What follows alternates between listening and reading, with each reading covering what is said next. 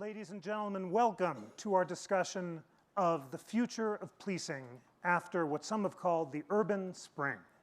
I am Jeffrey Rosen, the president and CEO of the National Constitution Center in Philadelphia. The National Constitution Center is a very special place. It is a museum, debate, and education center devoted to bringing all sides together to discuss and learn about the greatest vision of human freedom ever invented, which is the US Constitution. And we're thrilled to be doing a series of panels in partnership with the Aspen Institute about the constitutional issues of the day. Ladies and gentlemen, it is impossible to imagine a more urgent and vexing and serious constitutional issue to discuss than the question of the future of policing in the wake of Ferguson and Baltimore and the other tragedies that have transfixed the nation. We have a remarkable assembly of panelists to talk with you this afternoon. I am going to begin by interviewing two of the most creative and innovative mayors on the subject of policing, the mayor of New Orleans and the mayor of Boston. Then my colleague Michelle Norris, one of the greatest interviewers on this subject in the country, is going to interview Clifton Kinney and Ron Davis, who have experienced police violence firsthand. Michelle will then interview Connie Rice, who served on the president's task force for policing in the 21st century. And then I will interview Tracy Mears, who also served on the president's task force and is the leading scholar in America for this proposition that I just want to put on the table at the beginning of what I know is going to be a very rich conversation. Tracy Mears and her colleagues have discovered this. People obey the law not because they're afraid of punishment, but because they trust the legitimacy of the officials who are enforcing it. And when young African-American men in particular cease to trust the legitimacy of the police, then law breaking goes up with a greater decline in social disorder. And the president's task force, which Tracy and Connie Rice were on, identifies practical solutions for increasing the legitimacy in the eyes of the police to try to repair the broken bonds of trust that have been so frayed during this dramatic spring. Mr. Mayor, both of you have addressed this problem head on. Mayor Landrieu, you just had a great session this morning with Ta-Nehisi Coates, where you talked about the proposition Black Lives Matter, and you said that's true, but that's not the only question. We should also focus on why violence in minority communities exists. Tell us about your thoughts on that subject. Well, first of all, thank you, Mayor. It's nice to be. How many people were in here this morning for that early conversation? So this is it's all part of the same fabric woven into the challenges that we face. A moderator just told us that when police lose legitimacy, basically people take the law into their own hands. In some instances, you see this. If you talk to young men in certain neighborhoods and you really listen to them and give them a safe space, irrational behavior that you think is irrational becomes very rational when they say to you, hey, here's the deal. There's nobody coming here to help us. We have to help ourselves. Quote, Mayor, it's either kill or be killed. And that's the environment that we live in. So you saw and you heard about the fear of walking back and forth to school, et cetera, et cetera. So as you take a minute to look at the things that are happening in this country, please don't see them as isolated incidences. Whether it was happened in Jena, Louisiana 6 or 7 years ago that you probably have all forgotten about by now, or whether you talk about Baltimore, whether you talk about Ferguson, or whether you talk about New York, you're hearing the roar of we're unsettled, we're not reconciled, there is a problem here between the relationship between the police and the community and a bunch of other stuff, and it's got to get fixed. The ideal is for the police and the community to be one and the same, and we've really gotten away from that. That's really what community policing was all about. This past Friday, I buried a police officer. His name was Darrell Holloway. They arrested a young man, 33-year-old gentleman, for a domestic violence episode. They patted him down, evidently not well enough. They brought him back to one of the interim police stations, and then on the way downtown, he got himself out of his handcuffs, had another gun planted, and he shot, and he killed the police officer. Now, the police officer was an African-American police officer who was a beloved member of the community, and the entire city came out to commemorate his loss, and it was the first time in the city of New Orleans we were unified between community and police since Katrina. And it was essentially what it should be like and the way the world should work when the police and the community are one. When they're not, you get distension, you get alienation, you get frustration, you get the kind of things that we're seeing that spark the kind of marches that people have seen to be saying, listen, the police have got to stop judging people based on the color of their skin, right? And start working on people's behavior. And we have moved away from that, which is why some of our police departments are trying to retrain ourselves almost from beginning to end, which is what we're doing in the city of New Orleans, because we're in partnership with the federal government now on a consent decree. And that goes from hiring to training to supervision to better communication between the community and police. And by the way, hiring people from the community to be police officers so that we can actually, in physicality and in the way we do stuff, be in communion rather than apart. Those sound like very effective and inspiring programs. I gathered this morning you got a little pushback from Ta-Nehisi, who said you got to focus on the structural inequalities. Trying to improve relations is not enough. He has an excellent point, that we absolutely have to change the institutions. But what I was trying to explain to him when I criticized him and said, you sound like a congressman, not like a mayor, is because the mayor and I, for example, and I'm sure the mayor would agree with it, if we said, okay, we're going to change the institution. You're going to go to your state house, I'm going to go to my state house, which is where the criminal laws are confected. We're going to fight to change them. It's going to take a 2-year, 3-year period of time to reorganize this concept of being tough and smart on crime, with making sure we're not arresting the wrong people, but we are arresting the right people and making sure that we get people. That's a 3 or 4 year fight. In the meantime, in our lives, and I know Marty suffers with this too, is before I leave here, I'm going to get a text that says a young man got his heads blown out on the street. So yeah, we need to change the institutions, but in the meantime, he and I are responsible and in charge of things in our cities that can change what's happening on the ground tomorrow. So it is a combination of, let's continue to fight to change the institutions aggressively, but in the meantime, we have to change behavior on the streets, not only individually, but in our city halls and in the institutions that we control as well. Great. Well, Mr. Mayor, you came to office and you had a series of innovative reforms for dealing with the police, including a gun buyback program, education for at-risk youth, and this very interesting program you just told me about, where when there's an incident of police violence, you release the video soon after. Tell us about all those reforms. I think one of the first things I did, though, when I became mayor of the city of Boston, is when we put together the command staff of the police department, it was about 90% white officers. We changed the command staff to 50% people of color, because I think it's important to send the message from the very top. And that was good for a couple of weeks, and then everything unfolded in Ferguson. And I think that it's really about changing a culture. It's not about changing the police department's mindset. It's about changing a whole culture that we have, both in the police department and the community. But some of the programs we specifically targeted on, we're trying to find ways of building relationships with the young people in the city. So there's trust there, and the trust isn't there yet. And I was talking to Clifton a second ago, because we talk about, in the video you just saw, the YMCA was on there, and the Boys and Girls Club, and everyone has different councils. Those kids are tied into some way, but we have a group of kids that aren't tied in. How do we get to that group of kids? Because we really have to hear from them. If we're going to change the culture of how the relationships are going to go, we have to hear from the kids that are being targeted, or feel like they're being targeted, and really work with those kids about how do we make this a better relationship. One of the ways we're doing it in Boston is we create a program called Operation Exit. It's a pre-apprentice program with the building trades. It's an offshoot of a program I created when I ran the building trades called Building Pathways, to give women and people of color the opportunity to get into the building trades, which is a really successful program and still ongoing. It's 100% placement into the building trades once you get in. It's not, you might get in, you're 100% guaranteed to get into a union. So last year, we're talking about the crime in the streets and the guns, and we said, okay, how do we get the guns off the street? We instituted a gun buyback program, and last year we took off 1,067 guns off the city of Boston streets, 600 through police work, 400 through the gun buyback program, very successful. Our shootings were down, everything was going well, our homicides were up. The only stat that went up last year was our homicides, 54, as compared to 39 the year before. One's too many. So we also created a program called Operation Exit, where we work with the DAs, the police department, the clergy, target young adults to put them in a program to get people into the building trades so we could have a chance. So our first class was 15 people, 15 kids, men and women.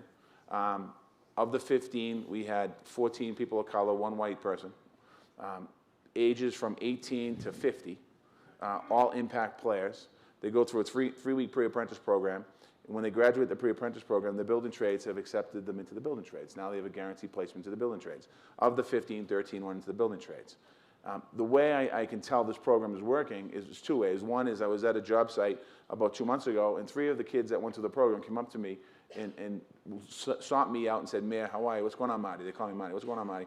I said, we're Operation Extra Kids. I said, you staying off the streets? Of course I am. I'm raising some money, making money. I want to buy a house, buy a car. One of those young men, wasn't sure which one it was, when he was on the job about 3 weeks over in Boston on a construction site, he was staring out into Boston Harbor, and the superintendent came up the elevator, saw this kid staring out, went up to him and said, you can't be slacking off here. You got to work. You're on this job to work, not to be staring out, not to be daydreaming.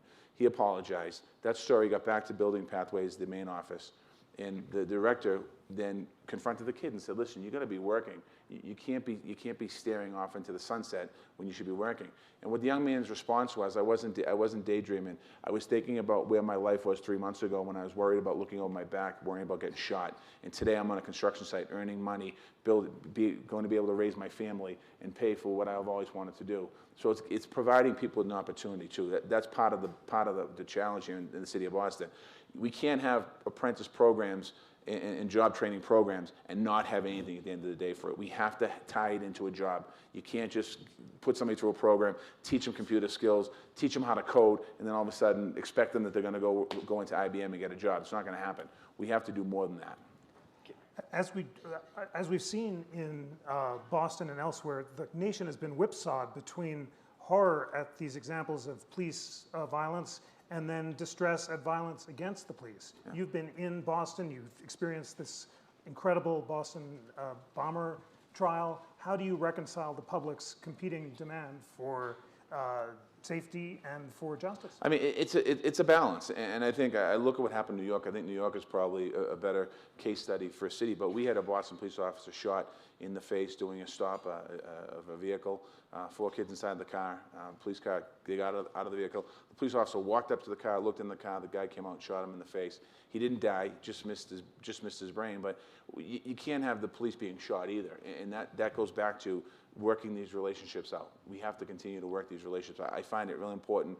Our gang unit in Boston often plays basketball against some kids in gangs in the city of Boston, and they do that to build relationships. It's about building relationships. We have our program, we created a crime prevention office in the mayor's office that's not in the police department, not the DA, it's a special office. We're working with our clergy, we're working with our youth organizations, our street worker program, we're revamping our street worker program so that it truly gets into the street, not the day after the shooting, but the day before the shooting.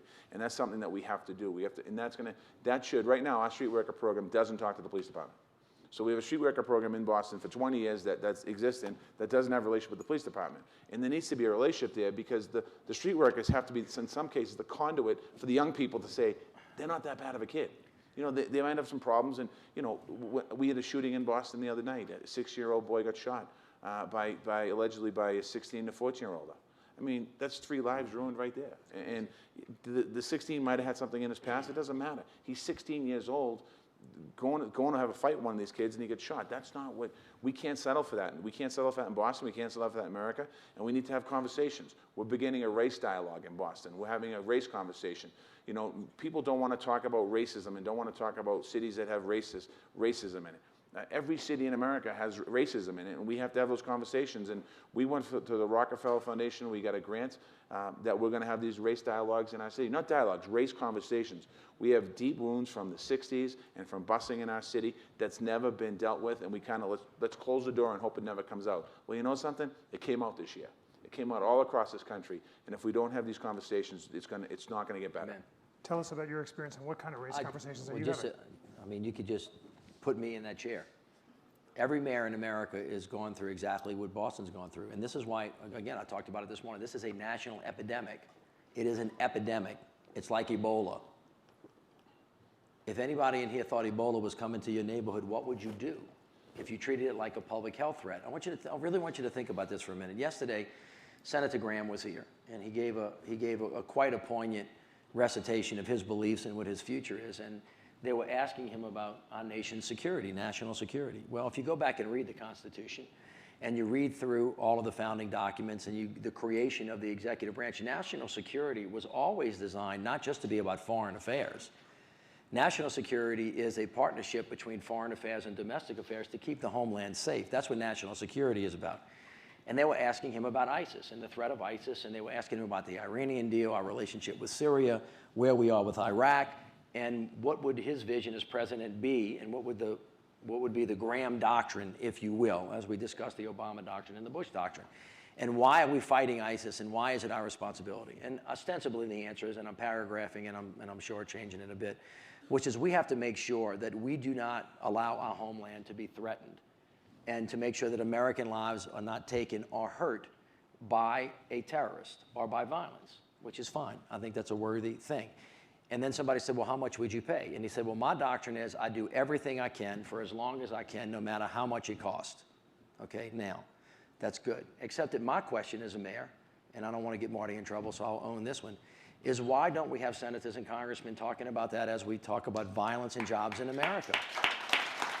And I want to be clear, I don't think it's an either or. I think in America we can do both and. But as Marty just described to you, he's scrambling in the city to try to create as many programs as he has. So am I. I have every one of the programs that he talked about. I'm trying to reach every one of the children. Why we change these institutions. But I'll tell you what, every one of these kids can be saved because they're human beings. And if they're nurtured, if they're loved, if they're given an opportunity, if they're given a job because their dignity has worth, they are much less likely to shoot each other or anybody else or to be shot. Now, we've done this already. We did this back in the 30s with the WPA. We did it in Germany after World War II, where we had massive amounts of investments, where we put people back to work and we stood them up and we let them be a part of the country. And we didn't have this kind of alienation and dysfunction, which actually is the thing that helps create this kind of weird relationship between the police and the kids, because we've had 2 police officers shot in New Orleans in the last month. And then you get into, well, we've got to do it this way if we're going to protect ourselves. So you can actually do both, but you're putting police officers and these kids in harm's way in stressful situations. And this is where he's correct, that we actually have to change the framework and ask, what did we do to create the culture of policing that we have, the culture of killing each other when we see each other? We really have to look at ourselves as a country and said, what did we all do to create that problem? But much more importantly, once we get past that and everybody can say, I'm sorry, and then we can say, I forgive you, just this is easy. I'm sorry, I forgive you. Now let's get to, okay, now what are we gonna do and what to get out of where we are, because nobody wants to stay here, at least I don't. Because America is never going to get where it needs to get if we're leaving a fairly significant portion of our population behind and people are not participating, and we're not the better for it, we're the worse. One last question to each of you. Boston was a model for a conversation on race in the 90s that seemed to work. It was called Operation Ceasefire, and the cops and members of gang communities got together with the people they trusted most, namely their mothers. And the cops said to the kids, you got to stop doing this. And the mom said, you've got to stop doing this. If you offend, you're going to have a swift punishment, but if you don't, the community is going to be better. And because trust was rebuilt, violence went down. To what degree is that a model for the kind of conversations about race you want to have? And what do you hope will emerge from these conversations about race? I mean, I think that back in the 90s when they were talking about Operation Ceasefire, they were trying to get guns off the street. And I don't know how deep they dived into the root cause of what was happening in the city of Boston. They really didn't have a race conversation back then. They had conversations around race, but they really didn't dive into a race conversation. And I think that when I look at what's going on in the country, I mean, we can talk about there's bad blood in a lot of cities between the young men of color in the Boston Police Department, all police departments, I should say. There's some good relationships. There were problems in our cities of young men of color and women killing each other. And then there's also, when you look back, if I go back to the beginning of the relationship between the police and the young people or the killing, it's really a lack of opportunity. It comes down to having a lack of opportunity in a lot of ways. I mean, we have to fix the relations. There's no question about it. We're doing a lot of different things in Boston, and we're very cognizant of that fact. We're going to have race dialogues, but it really is about giving young people the opportunity to be successful. Many of the young kids that we have in creating violence or being part of violence in the city, they dropped out of school. So there's no future for them. They don't have an opportunity. They don't have training for a job. They're not on a pathway to college. So we really have to focus on how do we change, the culture's the wrong word, but really change the mindset and give young people the opportunity. What I noticed with Operation Exit is that you don't have to have a college degree to work in the construction fields to make good money. And the young people that got into that program, now what's happening is there's a conversation going on in a lot of the neighborhoods of Boston saying, wow, that's a real program. How do we get into it? Right. It's a pathway out of poverty, out of crime, out of worrying about being shot. So I think when we talk about the relations in the city, whether it's police, community, or whatever it is, it's deeper than that.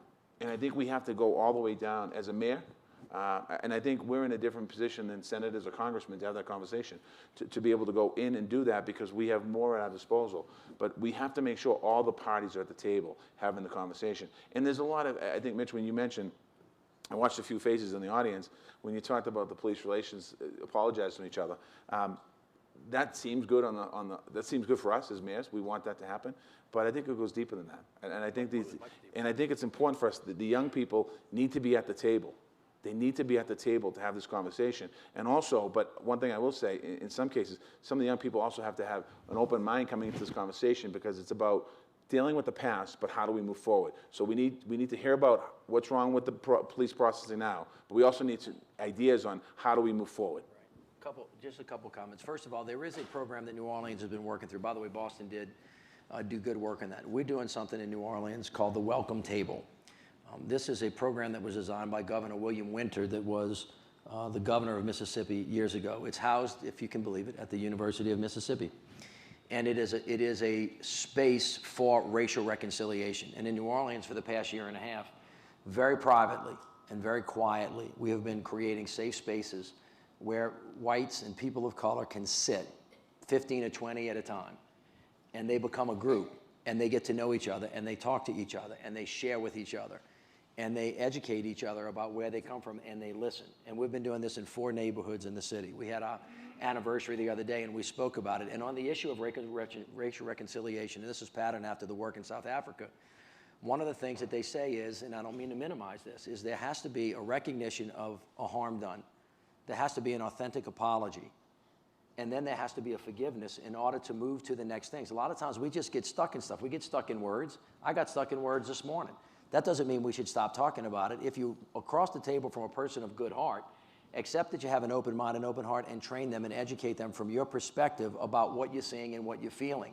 And so that's working in New Orleans, and we're going to keep doing that over and over and over again, because you know this. Once you see a person's heart, as opposed to their skin or the uniform that they're wearing, and you can share their humanity with them, you can get to, hopefully, the hard stuff, which is the deep dive. So that's number one. Number two, we're spending a lot of time in New Orleans on lots of different programs.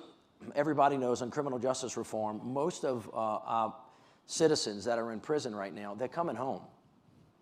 They're coming home. Not everybody's staying in jail for the rest of their life. But when they come home, the recidivism rate, the rate at which they reoffend, if nothing else changes, is about, I don't know, 65, 70, 80%, depending on where you are. We have the worst statistics in Louisiana. Whatever they are, ours are worse than yours. So one of the things we're doing is spending time with individuals that are going to be our returning citizens. And we're doing job training programs and guaranteeing placement for them when they come in the community, part one. Part two, the warden of Angola has a graduate program for ministers with our largest ministerial college. And he's actually training individuals who are going to be returning citizens how to start their own churches. And they are the ones that are coming back into the community and connecting with the young kids. That's the third program. And the fourth one is something called Cafe Reconcile, where these young individuals who actually may have been shot or were in jail that we came out, actually put them into a job training program where they're trained to do crafts, they're trained to run a restaurant, they're trained to run a business. Every one of these kids that's been through this program has gone on to do great things. Some of them have slipped back, right? That's the kind of hand-to-hand combat that's going on in the street that requires us today to save the life for tomorrow. It doesn't stop the need, Marty, for you and I and Congress and what I just talked about to do this massive jobs investment program. You could do this with infrastructure. So think about common ground. Everybody's infrastructure in the country is terrible, right? We need to have stronger infrastructure. Guess where the great place to put people to work is? In rebuilding America. Guess who needs the jobs more than anybody else? It's the perfect program, and there's a space in this country where we can do it that way. During the WPA, we did it with artists, we did it with writers. There's nothing that these young kids can't do. They will break you down to your knees and make you weep if you give them the same chance that everybody else has about what they'll produce. And that's why I'm really hopeful about us being able to get out of this. If we could, in the country, get our head right about where our priorities are, and we're willing to put our money and our time and our investment where our mouth is. Well, we could continue this, but we've got a tight schedule. I want to thank you, both mayors, for the incredibly thoughtful work you're doing. Ladies and gentlemen, thank Mayor Walsh and Mayor Landrieu. Great job. Excellent. Thanks, buddy. I'll see you. Really nice job. And now, please join me in